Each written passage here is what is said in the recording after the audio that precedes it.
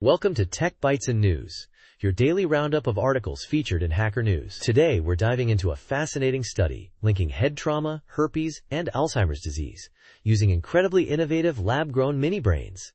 It's groundbreaking stuff. Absolutely, I'm buzzing to hear about this. So these mini-brains, how do they work, and what did they show? Right. Researchers at Tufts University created these tiny 3D models of the human brain. Think of them as donut-shaped balls of living brain tissue floating in a nutrient-rich bath. They then subjected these mini-brains to simulated concussions. A simulated concussion?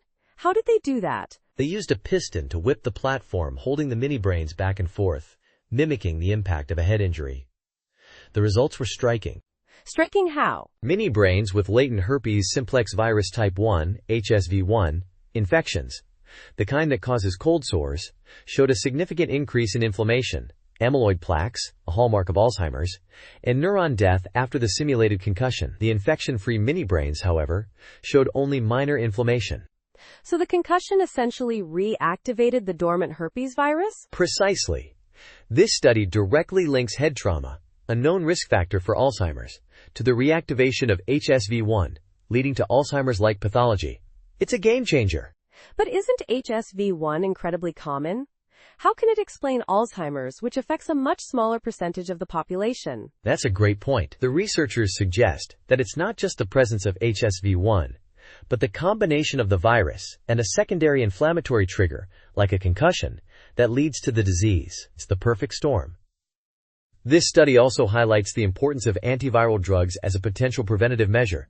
So a shingles vaccine could help prevent Alzheimer's? Well, not directly, but previous research showed that the varicella zoster virus, VZV, which causes chickenpox and shingles, can also reactivate HSV1 and contribute to Alzheimer's pathology. The shingles vaccine reduces the risk of VZV, thus potentially reducing the risk of HSV1 reactivation.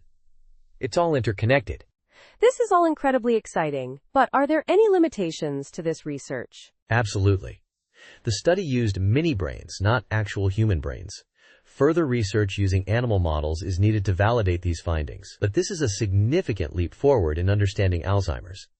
It shifts the focus from solely amyloid plaques and tau tangles to the role of infectious agents.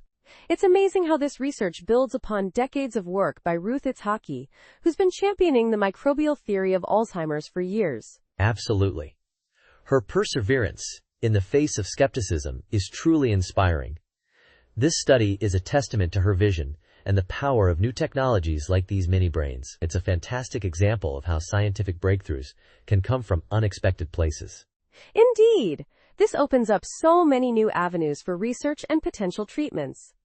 It's a truly exciting time for Alzheimer's research. It certainly is. And that's all the time we have for today. Thanks for tuning in to Tech Bytes and News. We hope you enjoyed this deep dive into the fascinating world of mini-brains and Alzheimer's research.